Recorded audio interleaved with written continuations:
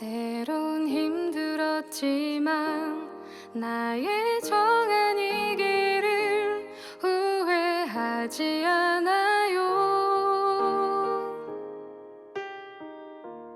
예수의 십자가가 그의 흘린 보혈이 나를 사로잡아.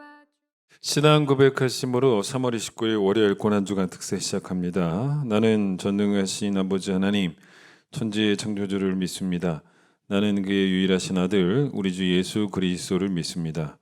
그는 성령으로 잉태되어 동정녀 마리아에게서 나시고 본디오 빌라도에게 고난을 받아 십자가에 못 박혀 죽으시고 장사된 지 사흘 만에 죽은 자 가운데서 다시 살아나셨으며 하늘에 오르시어 전능하신 아버지 하나님 우편에 앉아 계시다가 거기로부터 살아있는 자와 죽은 자를 심판하러 오십니다.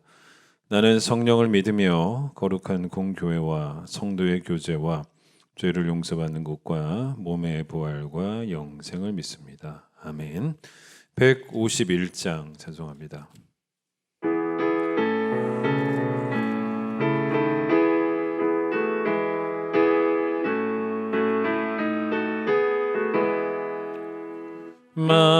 만왕의 왕 내 주께서 왜 고초당했나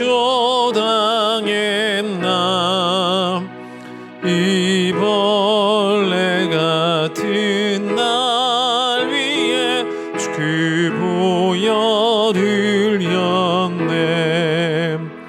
십자가 내가 처음 볼 때에 나의 맘에 큰 고통 사라져 오늘 믿고서 내 눈 밝았네. 참 내 기쁨 영원하도다. 주 십자가 못 박힘은 속죄함 아닌가. 그 긍휼함과 그 은혜 말할 수 없도다. 십자가 내가 처음 볼 때에 나의 맘에 큰 고통 사라져 오늘 믿고서 내 눈 밝았네. 참 내 기쁨 영원하도다. 늘은 얻어 그 큰 은혜 다 갚을 수 없네. 나 주님께 몸 바쳐서 주의 이름 쓰리. 십자가 내가 처음 볼 때에 나의 맘에 큰 고통 사라져 오늘 믿고서 내 눈 밝았네. 참 내 기쁨 영원하도다. 요한복음 1장을 보겠습니다. 요한복음 1장 1절로 18절까지 말씀, 요한복음 1장 1절로 18절까지 말씀을 제가 읽도록 하겠습니다. 태초에 말씀이 계시니라. 이 말씀이 하나님과 함께 계셨으니 이 말씀은 곧 하나님이시라. 그가 태초에 하나님과 함께 계셨고 만물이 그로 말미암아 지은 바 되었으니 지은 것이 하나도 그가 없이는 된 것이 없느니라. 그 안에 생명이 있었으니 이 생명은 사람들의 빛이라. 빛이 어둠에 비추되 어둠이 깨닫지 못하더라. 하나님께로부터 보내심을 받은 사람이 있으니 그의 이름은 요한이라. 그가 증언하러 왔으니 곧 빛에 대하여 증언하고 모든 사람이 자기로 말미암아 믿게 하려 함이라. 그는 이 빛이 아니요 이 빛에 대하여 증언하러 온 자라. 참 빛 곧 세상에 와서 각 사람에게 비추는 빛이 있었나니 그가 세상에 계셨으며 세상은 그로 말미암아 지은 바 되었으되 세상이 그를 알지 못하였고 자기 땅에 오매 자기 백성이 영접하지 아니하였으나 영접하는 자 곧 그 이름을 믿는 자들에게는 하나님의 자녀가 되는 권세를 주셨으니 이는 혈통으로나 육정으로나 사람의 뜻으로 나지 아니하고 오직 하나님께로부터 난 자들이니라. 말씀이 육신이 되어 우리 가운데 거하심에 우리가 그 영광을 보니 아버지의 독생자의 영광이요 은혜와 진리가 충만하더라. 요한이 그에 대하여 증언하여 외쳐 이르되 내가 전에 말하기를 내 뒤에 오시는 이가 나보다 앞선 것은 나보다 먼저 계심이라 한 것이 이 사람을 가리킴이라 하니라. 우리가 다 그의 충만한 데서 받으니 은혜 위에 은혜라. 율법은 모세로 말미암아 주어진 것이요 은혜와 진리는 예수 그리스도로 말미암아 온 것이라. 본래 하나님을 본 사람이 없으되 아버지 품속에 있는 독생하신 하나님이 나타내셨느니라. 아멘. 다 같이 함께 찬양하겠습니다. 예수 나의 모든 것.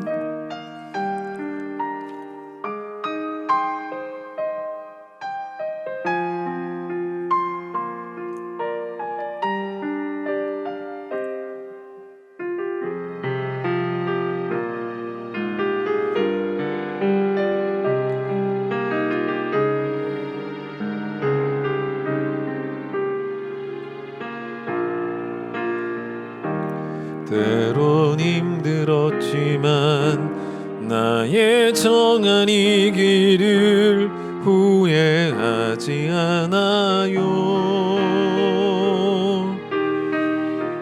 예수의 십자가가 그의 흘린 보혈이 나를 사로잡았죠. 이제껏 살아온 삶 단 한 발자국도 혼자가 아니었죠.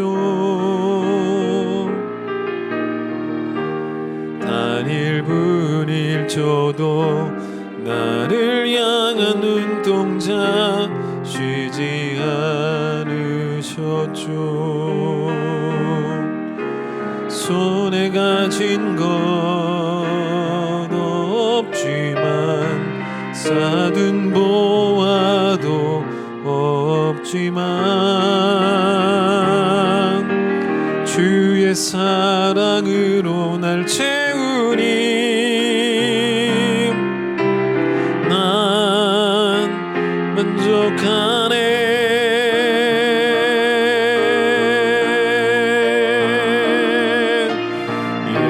예수 나의 모든 건 내 삶의 이유 되시네. 우리 기도 쉬지 않으리라.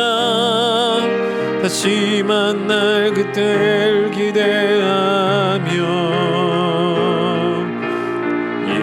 예수 나의 모든 건 내 삶의 전부가 되네. 우리 노래 쉬지 않으리라. 주 다시 올 그날을 기대하며. 성경에 이 복음서가 4개죠. 마태, 마가, 누가, 요한복음. 그런데 이 마태, 마가, 누가 복음은 묶어서 공관복음이라고 말을 합니다. 한자로 풀어보면 공통된 관점을 가지고 있다는 말이기 때문에 이 세 복음서가 그 내용적으로는 아주 유사하고 비슷비슷하다는 것입니다. 그런데 요한복음은 이 세 복음서에 없는 내용들이 많아요. 그래서 공관복음이라고 하지 않습니다. 여러 가지 면에서 요한복음은 이 전개하는 방식 자체가 좀 달라요.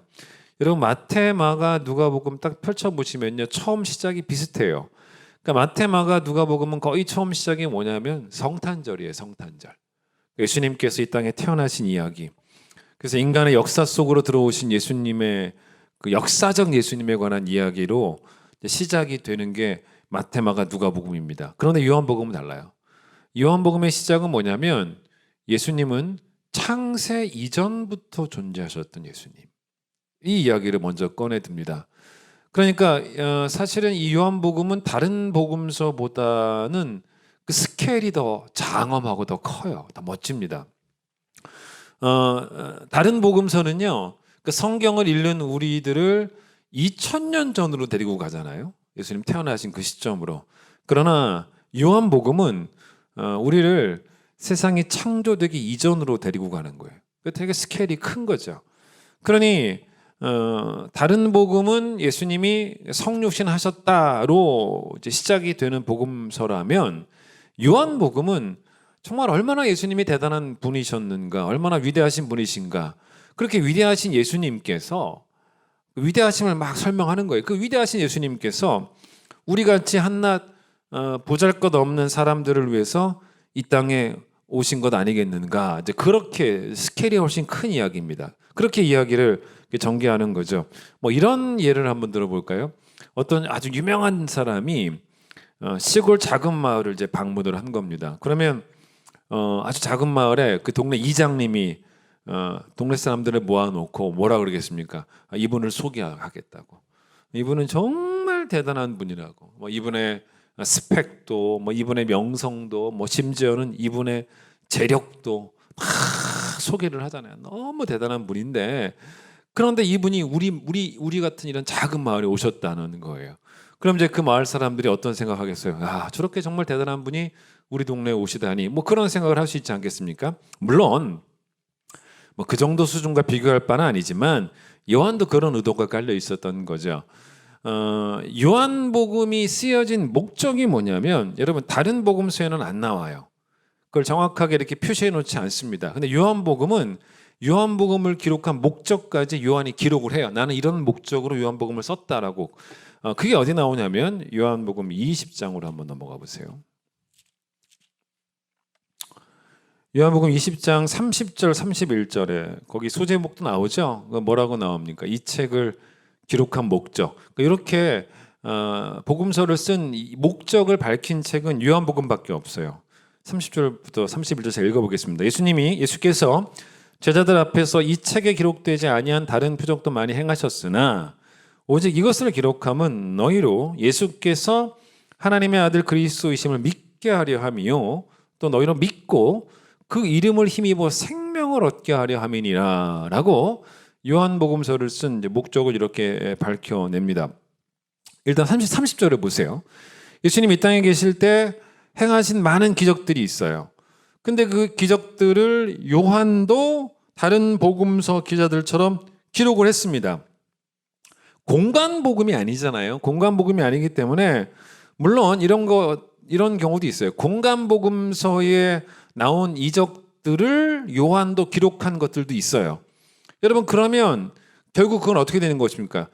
모든 4개 복음서에 다 들어있는 똑같은 이적 아니겠습니까? 기적이 공간복음서에도 있는데 요한도 그걸 기록했다면 모든 복음서에 다 나오는 그런 이적들이겠죠. 그런데 요한복음에만 또 기록되어 있는 그런 이적들도 있어요. 근데 예수님이 행하신 그런 모든 기적을 30절 보세요. 요한이 다 기록한 건 아니라는 것입니다. 다 기록하려면 21장 가지고도 뭐 요한복음 21장까지 있잖아요. 21장 가지고도 충분하지 않다는 것입니다. 그런데 31절을 보세요. 요한복음을 기록한 목적은 사람들로 하여금 예수님을 믿게 하기 위해서, 예수님을 믿게 하려고 예수님을 소개하기 위해서 썼다는 겁니다. 예수님을 누구로 믿게 하려고? 하나님의 아들임을 믿도록 하기 위해서. 그리고 여러분 믿음과 구원은 불가분의 관계 아닙니까? 영접하는 자, 그 이름을 믿는 자는 하나님의 자녀가 되는 거니까 믿음과 구원은 불가분의 관계입니다. 예수의 이름을 믿고 그 다음 보세요. 그 이름을 힘입어서 영생을 얻도록, 생명을 얻도록, 구원을 얻도록 하기 위해서 이 책을 기록했다는 거예요. 그게 31절이죠. 그렇다면 30절 왜 예수님의 표적도 이 책에 기록을 했냐는 것입니다. 이것도 사실은 어떤 목적이냐면 31절과 연결이 되는 거예요.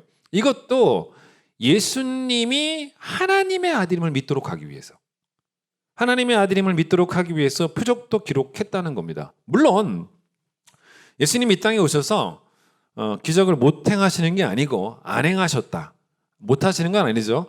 기적을 하나도 행하지 않으셨다고 해도 우리는 그분을 하나님의 아들로 믿어야 되는 거 맞습니다. 우리는 예수님이 선포하신 그 말씀만으로도 예수님을 믿을 수 있어요. 그리고 바울도 뭐라 그랬냐면 로마서 10장 17절에서 믿음은 들음에서 난다. 기적을 체험하면서라고 말하기보다는 들음에서 난다. 그러니까 우리의 믿음이 우리가 듣는 말씀 위에 근거를 두는 믿음이어야 된다라고 이야기를 하지만 그건 결국 뭐냐면 자, 말씀은 우리가 구하지 않고 기적만 구하게 되면 제대로 된 믿음이 될 수는 없다는 거죠. 그러나 표적과 기적은 예수님을 하나님의 아들로 믿는 일에 보탬이 된다는 거예요. 보탬이 된다, 도움이 될 수 있다는 것입니다. 그게 메인은 아니에요. 그게 메인은 아니지만 분명 보탬이 될 수 있다는 것입니다. 그러니까 예수님이 하나님의 아들임을 믿도록 하기 위해서 요한은 표적까지 다 기록을 했다는 거예요. 그렇죠? 이게 또 어디 나오냐? 마가복음으로 한번 가보겠습니다. 마가복음 16장으로 한번 가볼까요? 마가복음 맨 마지막 장으로 한번 가보시면 돼요. 자, 마가복음 16장 맨 끝에 보면 19절 20절 보십시오. 여기도 그 같은 내용이 나옵니다. 마가복음 16장 19절 20절 보세요.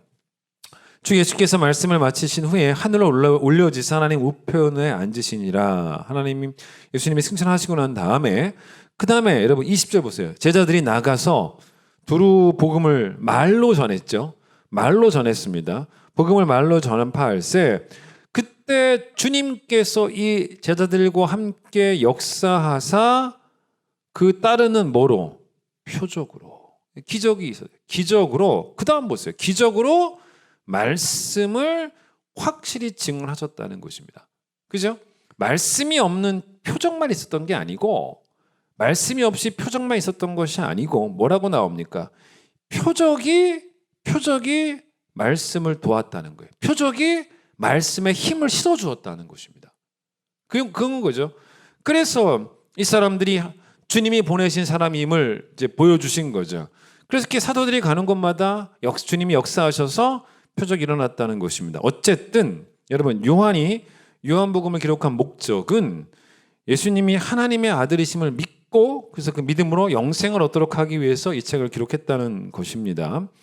자, 그런데 예수님이 하나님의 아들이라고 하는 그 사실은 단지 성육신하신 분이시다라고만 설명하기에는 그렇게 출발하기에는 요한에게는 좀 아쉬움이 있었던 거예요.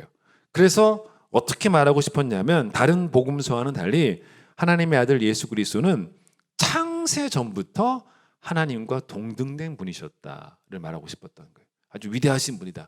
예수님은 창세 전부터 하나님과 동등된 분이셨다를 강조하고 싶은 게 요한복음이에요. 그런 분이 그렇게 위대하신 분이 하나님과 동급인 분이 그렇죠? 그런 분이 우리를 위해서 사람의 몸을 입고 오셨다는 것 너무 황송할 정도로 감격적이고 대단하지 않냐는 거예요. 그렇게 말하고 싶었던 거죠. 그러니까 다른 복음서보다 훨씬 더 감격적으로 표현을 하는 거예요. 보통 나에게 이렇게 도움을 주는 사람들은 늘 고맙지 않습니까? 집에서 뭘 이렇게 수리를 해야 되는데 도저히 내가 할 수 없는 것이어가지고 뭐 옆집 사는 분이 우리 집에 와서 도와줬다라고 해보세요. 그것도 너무 고맙고 대단한 일인데 복음은 그 정도 스케일이 아니라는 거예요. 나를 도와주기 위해서 옆집 아저씨가 온 정도의 이야기가 아니라 나를 도와주시기 위해서 창세 전부터 계셨던 하나님의 아들이 오셨다. 그것도 옆집 아저씨는 아무리 도와줘도 우리에게 영생을 줄 수 못하는 사람이지만 그런데 하나님의 아들은 내게 가장 필요한 걸 주셨다는 겁니다. 영생이라는 거예요. 영생을 주시기 위해서 우리에게로 오셨다는 것입니다. 이 요한복음 1장이 예수님을 그 소개하는 방식은 사실 누구의 방식과도 아주 비슷하냐면 사도 바울의 방식과도 비슷합니다. 다른 복음서에서는 하나님과 동등된 분으로 예수님을 표현하는 것으로서 그렇게 복음서를 시작하지 않고 곧바로 베들레헴으로 가잖아요. 그런데 태어나신 이야기부터 하는 다른 복음서와는 달리 요한복음은 예수님이 창세 전부터 하나님과 함께 계셨던 그런 분이다를 강조했던 것처럼 똑같은 방식이 어디 나오냐면 빌립보서 2장 5절부터 11절 너무 유명한 말씀 아닙니까? 여러분 이 말씀 들어보세요. 다는 읽지 않겠습니다. 너희 안에 이 마음을 품으라. 곧 그리스도 예수의 마음이니 그는 근본 하나님과 본체시나 이거예요. 하나님과 본체시나 하나님과 동등됨을 취할 것으로 여기지 아니하시고 오히려 자기를 비워 종의 형체를 가지사 사람들과 같이 되셨고 사람의 모양으로 나타나사 자기를 낮추시고 죽기까지 복종하셨으니 그 십자가에 죽으심이라. 여러분 이건요 신학적으로 뭐라고 신학자들이 말하냐면 이건 찬송으로 봐요. 그리스도 찬가라고 봅니다. 근데 이 찬송이 이 그리스도 찬가예요. 찬송인데 이 찬송은 바울 이전부터 있었던 찬가가 아니었을까라고 봅니다. 바울 이전부터 누가 불렀을 거라고 보냐면 초대교회에서 불렸던 노래가 아니었을까라고 생각을 합니다. 그러니까 이 초대교회 성도들이 그리스도를 어떻게 이해하고 있는지를 그대로 보여주는 찬양 가사예요. 여러분, 초대교회 성도들의 신앙의 핵심이 뭔지를 보여주는 거예요. 그리고 그건 단순히 초대교회 성도들의 신앙만이 아니라 지금 오늘을 살아가는 우리의 신앙의 핵심도 이게 되어야 되는 것입니다. 그 찬양의 처음 내용도 뭡니까? 이게 우리의 고백이잖아요. 예수님은 하나님과 동등된 분이라는 거예요. 요한복음처럼 동등된 분인데 그렇게 위대하신 분이 날 위해 오셨다는, 이게 초대교회 성도들이 이해하고 있는 그리스도였죠. 여러분, 삼위일체라는 말도 그런 거예요. 성부, 성자, 성령께서 일체라는 말은 뭐냐면 그 영광이나 그 능력이나 그 본질은 세 분이 수준 차이가 없다는 거예요. 다 동등된, 그게 바로 일체라는 말의 의미입니다. 그게 일체의 의미예요. 여러분, 그래서 빌립보서 2장 6절에 보면 예수님은 근본 하나님의 본체셨다. 본체라고 말하는데 이 본체라는 단어가 헬라어 원어로 뭐냐면 모르페라는 단어입니다. 모르페. 근데 이 모르페라는 단어가 NIV 영어 성경에 보면 뭐라고 나왔냐면 nature라고 나와요. 또는 에센스라고 나옵니다. 그러면 좀 여러분 이게 뭔 말인지 아시죠? 이 모르페라는 단어는 어떻게 풀어가는 게 좋으냐면 하나님의 본체, 이건 뭐냐면 하나님의 본질이라는 것입니다. 근데 이 하나님의 본질적인 성질이라는 거죠. 근데 그 본질적인 성질이 예수님에게도 똑같이 적용이 된다는 거예요. 여기서 말하는 본질은 바뀌지도 않는 본질입니다. 영원한 본질이에요. 그게 바로 모르페예요. 모르페.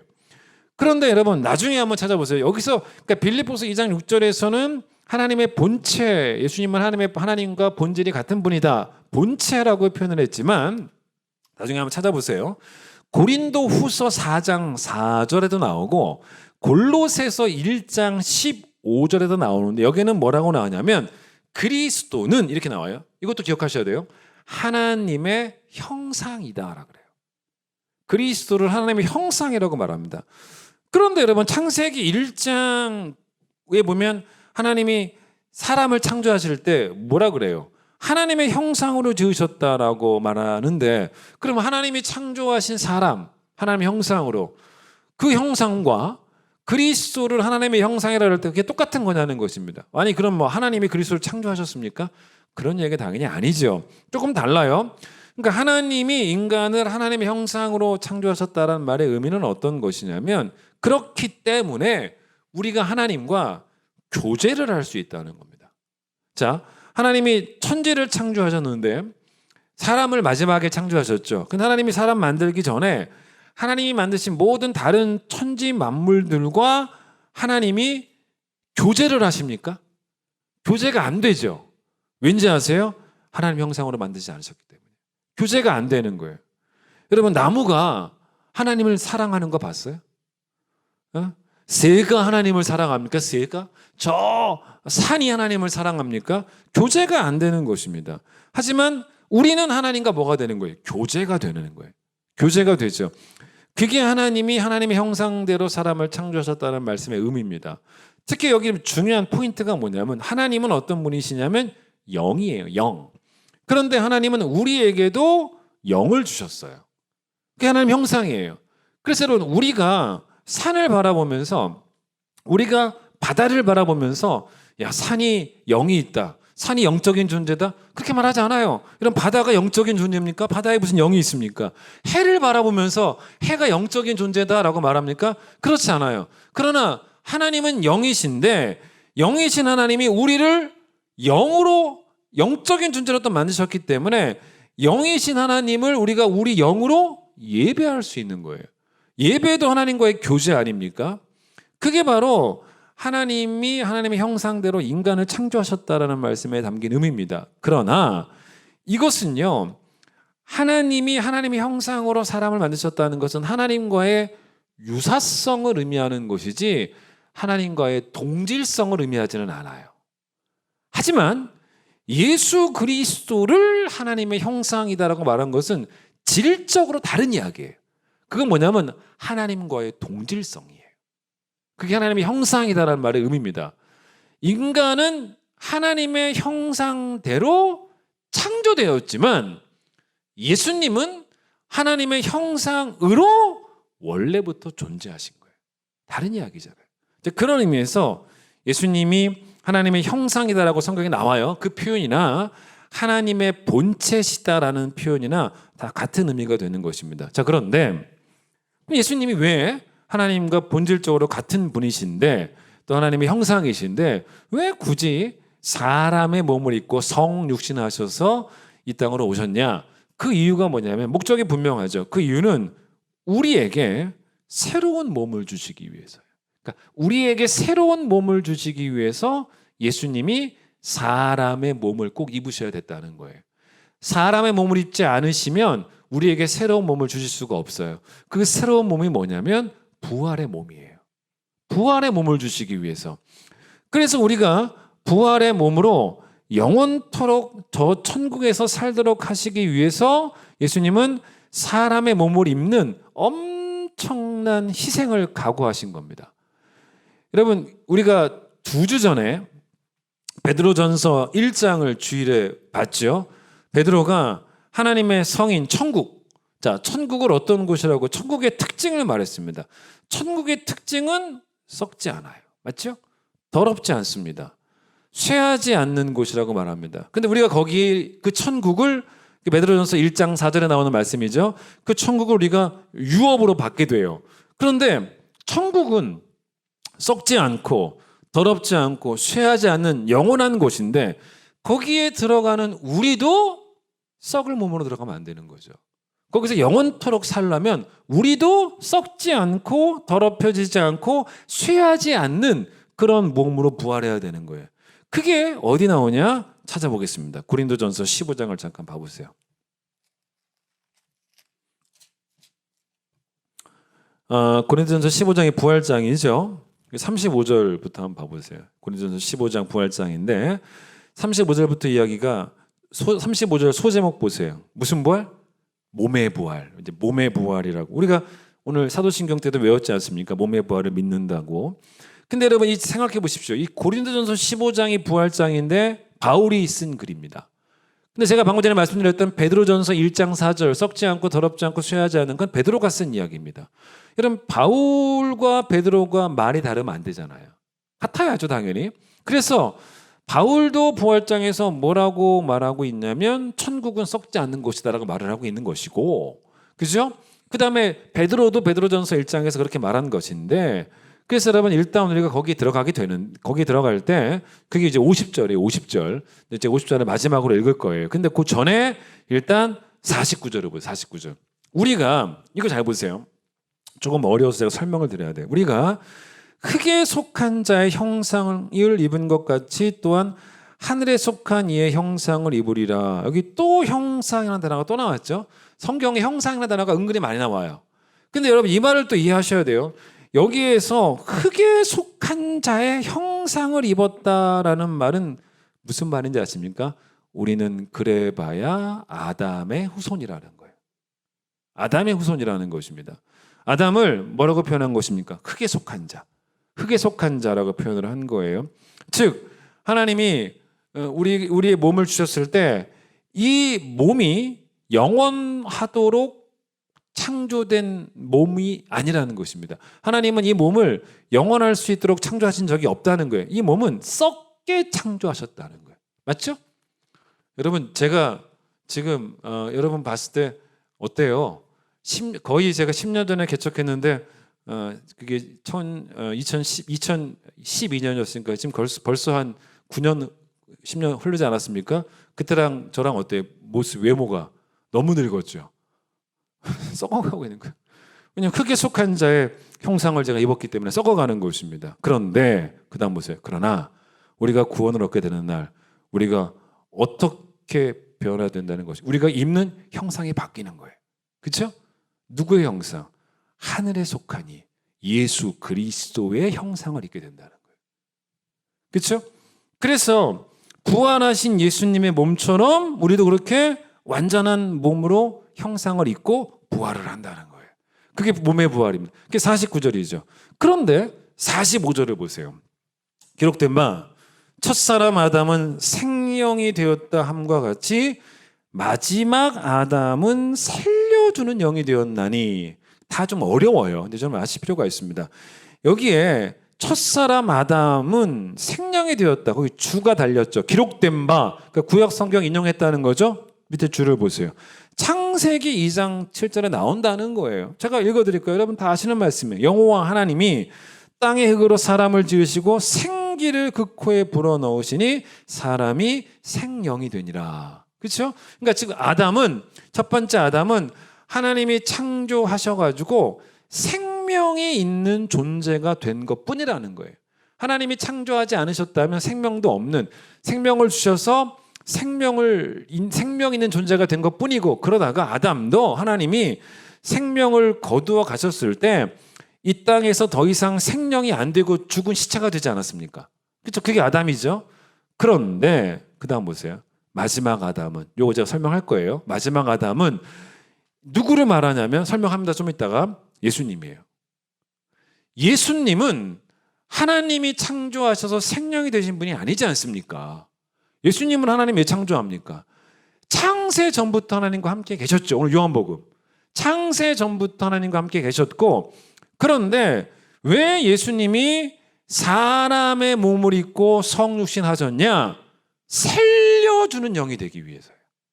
즉 우리로 하여금 그분의 형상을 입도록 하기 위해서, 그날에 저 천국에서, 즉 우리를 살려주셔서 영원한 생명을 얻어서 천국에서 완전한 몸을 입도록 하기 위해서, 49절, 하늘에 속한 분의 형상을 입도록 하시기 위해서 예수님은 이 땅에 오셨다는 거예요. 그런데 약간 질문이 생기는 거죠. 왜 예수님을 마지막 아담이라고 표현을 했냐? 조금 낯설지 않습니까? 좀 어려워요. 차라리 여러분 22절 보세요. 22절. 22절을 보면은 차라리 이거는 이해가 쉽죠. 22절에 뭐라 그럽니까? 아담 안에서, 맞죠? 아담 안에서 모든 사람이 죽었던 것 같이, 반대로 누구 안에서?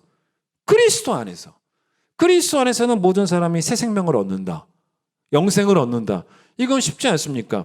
그런데 여기서 그냥 아담 안에서의 반대말을 그리스도 안에서라고 하면 되는데, 지금 우리가 읽었던 이 뒤에 표현대로 한다면 아담 안에서 모든 사람이 죽은 것처럼 마지막 아담 안에서잖아요. 마지막 아담 안에서 모든 사람이 살아났다. 이렇게 말하는 것과 똑같은 말 아니겠습니까? 그런데 일단 제가 마지막 아담이라고 설명하기 전에 잠깐 한 가지 말 더 말씀드리면, 사실 우리가 아담의 후손이라고 하는 것은 우리가 모태에 있을 때부터 우리는 죄인이었지 않습니까? 그걸 뭐라 그래요? 다윗도 시편 51편에서 자기가 모태부터 죄인이었다고 고백하지 않습니까? 그러니까 이게 우리가 흔히 아는 원죄예요. 그럼 뭐냐면 여러분, 뭔가 좀 억울함을 호소하고 싶은 마음도 있지 않습니까? 내가 뭔 죄를 지었다고 태어나면서부터 죄인이냐는 것입니다. 그런데 물론 우리가 설령 만약에 가정을 해보는 거죠. 태어날 때부터는 죄인이 아니었다라고 하더라도 살면서 우리 가운데 죄에 앉은 사람이 어디 있겠습니까? 그러니까 우리가 뭐 죄인이 아니다라고 말할 수는 없죠. 우리가 죄인인 게 억울할 이유는 없죠. 근데 만약에 왜 나는 태어나면서부터 죄인이냐라는 것이 억울하다면, 이 부분을 로이드 존슨 목사님이 하신 말씀이 있어요. 한번 들어보세요. 참 적절한 표현입니다. 들어보세요. 아담 안에 있는 자기 자신을 보라.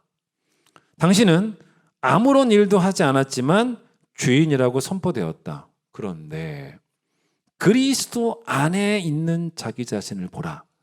당신은 아무런 일도 하지 않았지만 의인으로 선포되었다. 이해되시죠? 그게 바로 22절이에요. 그러니까 억울할 것도 없는 거죠. 왜냐하면 우리는 또 은혜를 입었으니까. 자, 그런데 이제 다시 설명합니다. 왜 45절에서 어렵습니다. 왜 예수님을 마지막 아담이라고 표현을 했겠냐는 거예요. 약간 좀 어렵죠? 그런데 47절 보세요. 첫사람은 어디서 났으니? 땅에서 났으니. 흙에 속한 자죠. 누구를 말합니까? 아담과 그의 후손들이죠. 근데 여기 그다음에 뭐라 그래요? 둘째 사람은, 이번에는 둘째 사람은 하늘에서 나셨느니라라고 말합니다. 여러분 이게 무슨 말인지 아십니까? 이 둘째 사람이 바로 뭐냐면 둘째 아담이에요. 둘째 아담. 그럼 여러분 결국 뭔지 아십니까? 둘째 아담과 마지막 아담은 같은 말이에요. 같은 말입니다. 그러니까 둘째 아담이라고도 표현하기도 하고 마지막 아담이라고 표현하기도 합니다. 그런데 여러분 이 말이 뭔지를 설명해 드릴게요. 여러분 둘째 아담이란 말이 무슨 말이냐면 잘 보세요. 아담과, 잘 들어보세요. 아담과 그리스도 사이에는 다른 어떤 해결자도 없다는 거예요. 그러니까 아담이 죄를 지었는데 그리스도가 성육신하기 하셔 우리의 죄의 문제를 해결하기 전까지 그 사이에 우리의 죄의 문제를 해결할 수 있는 사람은 아무도 없다는 거예요. 그러니까 여러분 그런 말이죠. 만약에 아담과 그의 후손이 지은 죄에 대해서 해결할 존재가 예수 그리스도 말고도 누가 또 있으면, 그래서 여럿이 함께 합쳐서 우리의 죄를 해결했으면 그럼 예수님이 세 번째 아담도 될 수 있는 거예요. 그렇죠? 네 번째 아담, 다섯 번째 아담도 되고. 왜냐하면 만약에 예수님이 세 번째 아담이면은 그 아담과 예수님 사이에 누가 하나 있죠. 그러면 둘이 해결한 거죠. 예수님이 네 번째 아담이면은 아담과 예수님 사이에 세 명이 있는 거죠. 해결하는 사람이 예수님까지 포함해서. 근데 그게 아니지 않습니까? 죄의 문제를 해결하실 분은 예수님 외에는 없으니 그래서 예수님이 두 번째 아담이 된 거예요. 이해되셨죠? 게다가 예수님의 구원으로 구원이 완성되었지 않습니까? 그렇기 때문에 두 번째지만 세 번째 아담이 필요가 없지요. 끝났으니까. 그런 의미에서 뭐예요? 마지막 아담인 거예요. 마지막 아담인 것입니다. 이걸요, 깔뱅이 어떻게 표현했냐면 들어보세요. 바울이 그리스도를, 이 깔뱅이 이 고린도전서 15장 해석할 때 이렇게 말했어요. 바울이 그리스도를 마지막 아담이라고 부르는 이유는 첫사람인 아담 안에서 인류가 존재하게 된 것과 마찬가지로, 근데 이 인류는 죄가 많은 인류, 죄가 있는 인류죠. 다시 들어보세요. 첫사람인 아담 안에서 인류가 존재하게 된 것과 마찬가지로 그리스도 안에서 인류가 회복되고 새로워졌기 때문이다. 이해되시죠? 그러니까 그리스도로부터 새로운 인류가, 여러분 그게 바로 뭡니까? 그리스도는 여러분 잘 보십시오. 20절, 15장 20절. 예수 그리스도께서 죽은 자 가운데서 다시 살아나셔서 잠자는 자들의 뭐가 되셨다? 첫 번째 열매가 되셨다. 그게 마지막 아담인 거예요. 새로운 인류, 새로운 그리스도의 몸을 입는 그런 새로운 인류. 그게 바로 마지막 아담이라는 진짜 멋진 말이에요. 여러분 이 말씀을 정말 좋아하는 정신 나간 애들이 있어요. 누군지 아십니까? 하나님의 교회 이단이에요. 이 45절 진짜 좋아합니다. 이 사람들. 여러분 이 사람들이 하는 말이 뭔지 아십니까? 살려주는 영, 마지막 아담인 안상홍님 그래요. 이들이 그렇게 말해요. 여러분 하나님의 교회 한번 살펴보시면 다 그렇게 말해요. 마지막 살려주는 영인 마지막 아담인 안상홍님. 노골적으로 안상홍을 재림예수라 그래요. 이 사람들은. 며칠 전에 저희 딸이 짜장면이 먹고 싶다고 해가지고 제가 어디 다녀오는 길에 덕이동에 대로변에 중국집이 하나 있어요. 거기서 이제 짜장면을 이제 포장해서 하나 가려고. 근데 이제 거기를 가려면 제가 일산 쪽에서 오고 있었기 때문에 거기를 가려면 이제 유턴해서 가야 돼요. 유턴을 해서 이제 가서 짜장면을 사가지고 다시 집으로 와야 되지 않습니까? 그럼 또 다시 유턴해서 와야 되는 거 아니겠습니까? 근데 이제 유턴을 할까 하다가 골목길이 옆에 하나 있더라고요. 그래서 골목길로 들어가면 유턴이 아니고 뭐 피턴 같은 거 할 수 있을 것 같아서 혹시나 하는 마음에 골목으로 들어갔더니 아이고 못 볼 거 봤어요. 그 골목에 길은 없고 오히려 길은 없었어요. 길이 없어서 다시 돌아 나왔는데 그 골목에 꽤나 큰 그 교회 건물 같은 곳이 하나 있더라고요. 되게 예쁘게 지었더라고요. 근데 딱 보니까 십자가가 없고 하나님의 교회라고 딱 써 있어요. 야, 그 구석에도 그렇게 크게 있더라고요. 진짜 골목인데 여러분 길 가다가는 못 보셨을 거예요. 그 구석으로 들어가면 있어요. 또 그거 괜히 보러 갈 필요는 없어요. 근데 또 그 옆에 보니까 또 우리 개신교회가 바로 옆에 또 하나 있어요. 여러분 그 뒤에 무슨 교회인지 아세요? 일산 명성교회 있어요. 야, 그 많은 정말 건강한 교회들 틈 속에 그렇게 이단 교회가 예쁜 건물로 자리를 딱 잡고 있는 거 보니까 얼마나 답답한 생각이 들든지. 여러분, 이 마지막 아담인 안성홍은 뭘 살리는 영이 됩니까? 자기도 죽어가지고 자기도 땅에 묻힌 사람인데, 여러분, 마지막 아담은 예수 그리스도 외에는 없어요. 우리에게 생명을 주시는 영인 예수 외에는. 근데 그분이 왜 이 땅에 오셨냐? 왜 사람의 몸을 입으셨냐? 49절. 크게 속한 자 형상을 입은 우리가 이렇게는 천국에 못 들어가니까, 들어갈 수가 없으니까 뭘 하도록 하기 위해서? 하늘에 속한 예수의 형상을 입도록 하기 위해서 이 땅에 사람의 몸을 입고 오셨다는 것입니다. 그렇게 될 때 50절 보세요. 50절. 형제들아, 잘 보세요. 이거 이제 결론이. 내가 이것을 말하노니 혈과 육은, 썩어가는 혈과 썩어가는 육신은 하나님 나라를 받을 수가 없어요. 또한 썩는 것은 썩지 아니하는 것을 위협으로 받지 못하기 때문에 우리는 어떻게 됩니까? 썩을 것이 53절, 썩지 아니할 것을 입겠고 죽을 것이 죽지 아니함을 입고, 그래서 우리는 하늘에 속한 분의 형상으로 우리의 몸이 변화되어 천국에 들어가서 영원한 천국에 영원토록 살게 되는 그 복을 받게 된다는 것입니다. 여러분, 이것을 가능케 하기 위해서 예수님이 창세 전부터 하나님의 형상이시고 하나님의 본체시고 하나님과 동등하신 예수님이 사람의 몸을 입는 그 일을 하셨다는 것입니다. 그게 바로 요한복음의 1장이 말하는 스펙터클한 복음에 관한 이야기예요. 다시 요한복음 1장으로 갑니다. 그런데 이제 마지막으로 한 가지 더 말씀드릴게요. 잘 보세요. 여기에 이제 제일 중요한 게 나옵니다. 제가 오늘 설계 제일 중요한 포인트입니다. 그런데 이 요한복음 1장 1절, 2절, 여러분 3절 이렇게 읽어보시면은 영원부터 영원까지 존재하시는 예수님께서, 그렇죠? 시간을 초월하여 존재하시는, 창세 전부터 이미 존재하셨던 그 예수님께서 3절 보시면은 창조도 예수님이 하셨고, 창조도 하나님만 하신 게 아니지 않습니까? 예수님이 창조도 하셨고, 그런 예수님을 소개합니다. 그런데 여러분 1장 1절 보세요. 태초에, 잘 보세요. 태초에 말씀이 계시니라 라는 말씀이 나옵니다.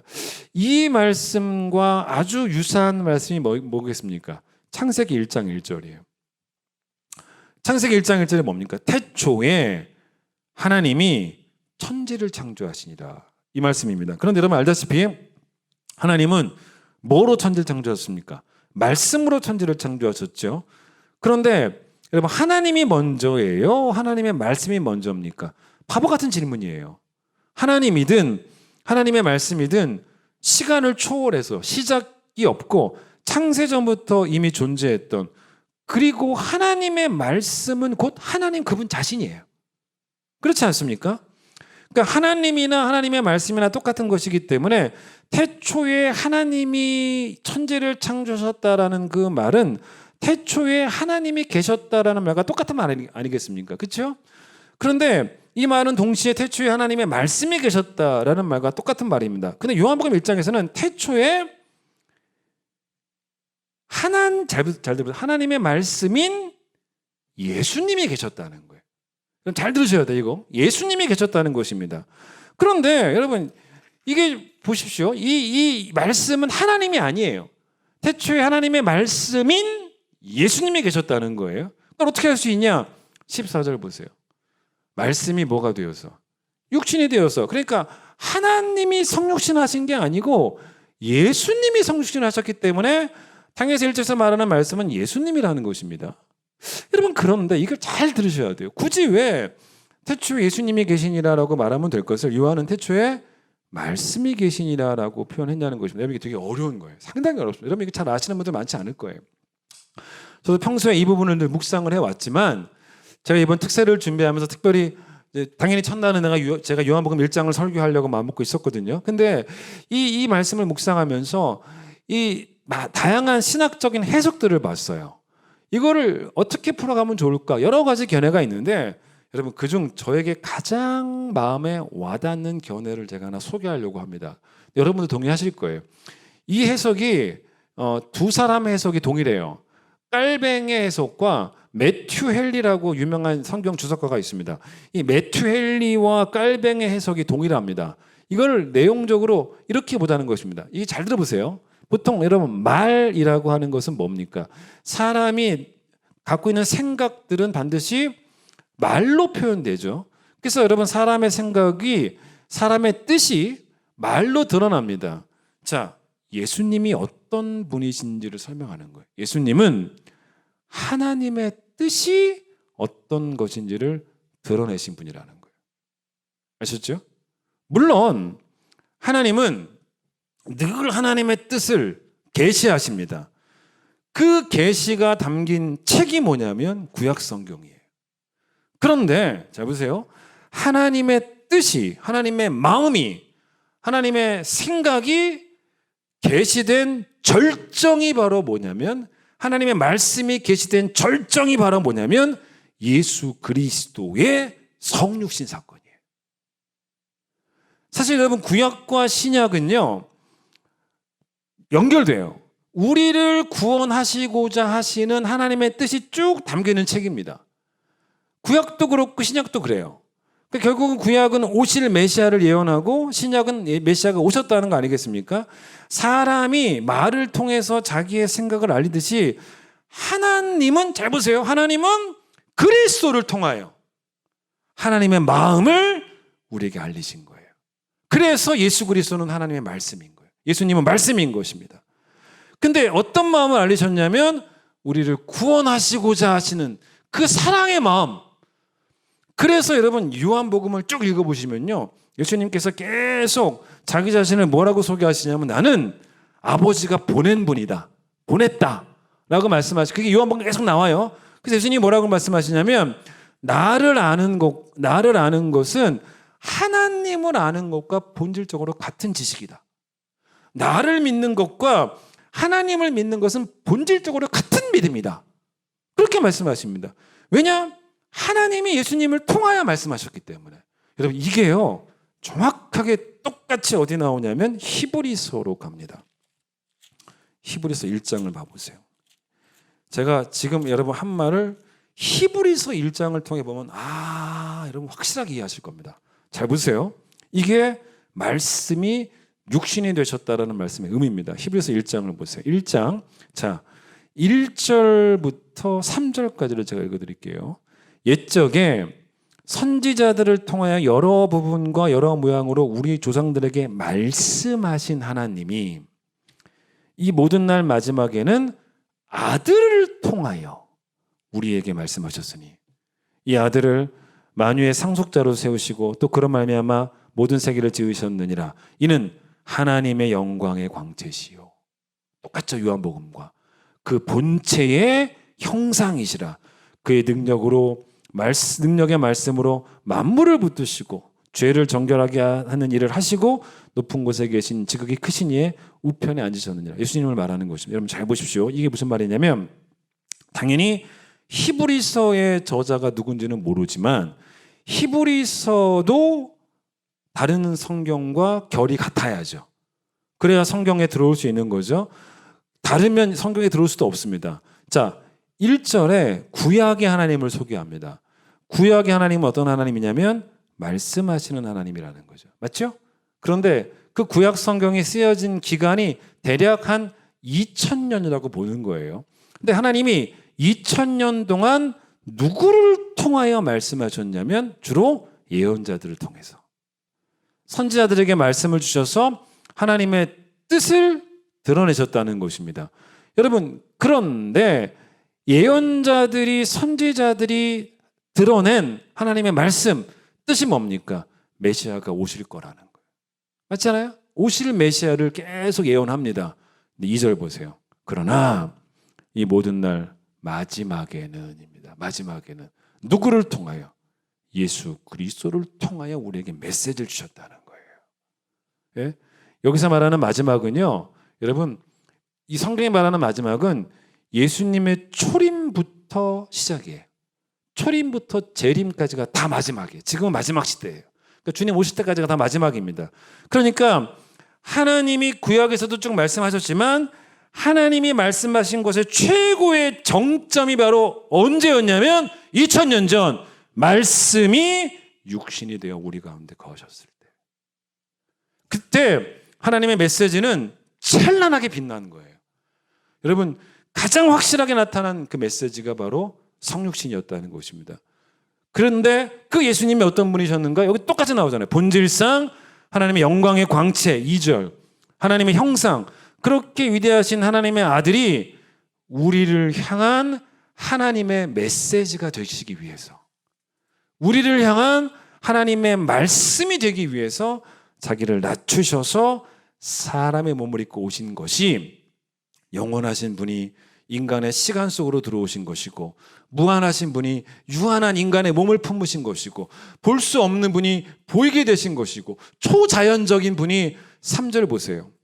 3절 다시 본문, 우리 요한복음 보세요. 다시 요한복음 1장 3절. 하나님 어떤 분, 예수님 어떤 분이 만물을 지으신 분입니다. 그러니까 자연을 창조하신 분이니까 예수님은 초자연적인 분입니다. 그러나 초자연적이신 분이 자연으로 들어오신 것이고, 그게 성육신이에요. 왜? 하나님의 말씀 되셔서 메시지가 되시기 위해서. 그 하나님의 메시지가 뭡니까? 그 말씀이 뭡니까? 이 사순절에 고난주간에 들으셔야죠. 하나님이 여러분과 저를 너무 사랑하신다는 거예요. 그 메시지. 그래서 그 메시지가 되시기 위해서 예수께서 이 땅에 오신 거예요. 여러분, 우리는 17절 보세요. 율법으로는 구원받지 못합니다. 율법을 지켜서 스스로의 공로와 스스로의 수고와 스스로의 노력으로 구원받는 게 아니고, 우리는 17절 은혜로 구원을 선물로 받는데, 14절 예수님은 은혜와 진리가 충만하신 분이시고, 17절 예수님으로부터 은혜와 진리가 나오고. 여러분, 그렇기 때문에 예수님은 결론, 우리를 위한 은혜가 되시기 위해서, 또 우리를 구원하기 위한 진리가 되시기 위해서 하나님과 동등됨을 내려놓으시고 사람의 몸을 입고 이 땅에 오셔서 여러분과 저를 향한 하나님의 말씀이 되신 거예요. 그게 바로 요한복음 1장이에요. 너무 멋진 이야기입니다. 찬양하겠습니다.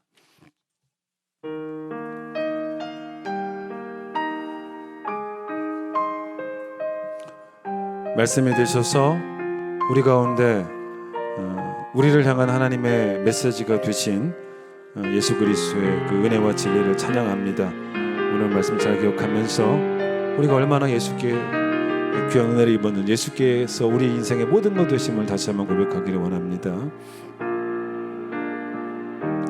때론 힘들었지만 나의 정한 이 길을 후회하지 않아요. 예수의 십자가가 그의 흘린 보혈이 나를 사로잡았죠.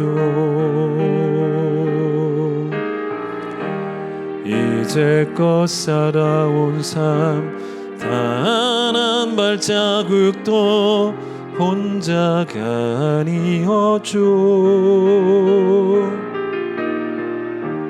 단 1분 1초도 나를 향한 눈동자 쉬지 않으셨죠. 손에 가진 건 없지만 쌓둔 보아도 없지만 주의 사랑으로 날 채우니 난 만족하네.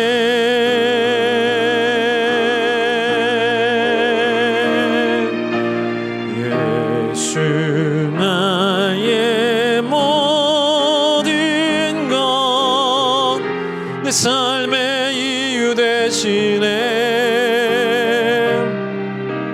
우리 기도 쉬지 않으리라. 다시 만날 그때 기대하며 예수 나의 모든 것 내 삶의 전부가 되네. 우리 노래 쉬지 않으리라. 주 다시 올 그날을 기대. 손에 가진 건 내게 없지만, 손에 가진 것 없지만, 쌓아둔 보아도 없지만, 주의 사랑으로 날 채우니 난 만족하네.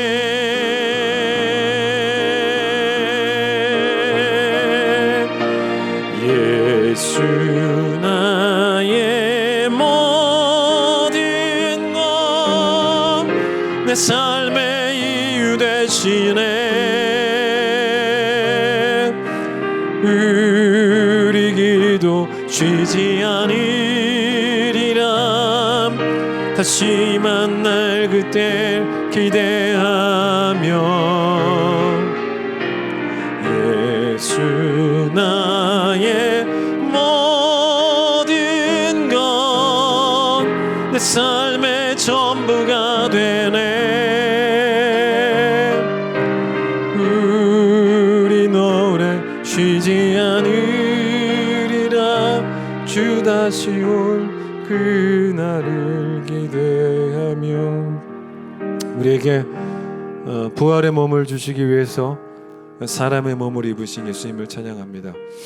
태초부터 창세 전부터 하나님과 함께 계셨고 또 천지를 창조하신 그 예수 그리스도께서 영원하신 분이 인간의 시간 속으로 들어오셨고, 무한하신 분이 유한한 인간의 몸을 입으셨고, 세상을 창조하시고 자연을 창조하신 초자연적인 분이 자연 속으로 들어오신 그 겸손과 낮아짐과 그 섬김의 역사로 말미암아 우리가 썩지 않고 쇠하지 않고 더럽혀지지 않을 저 천국에 영원토록 거하게 될 복을 받게 되었습니다.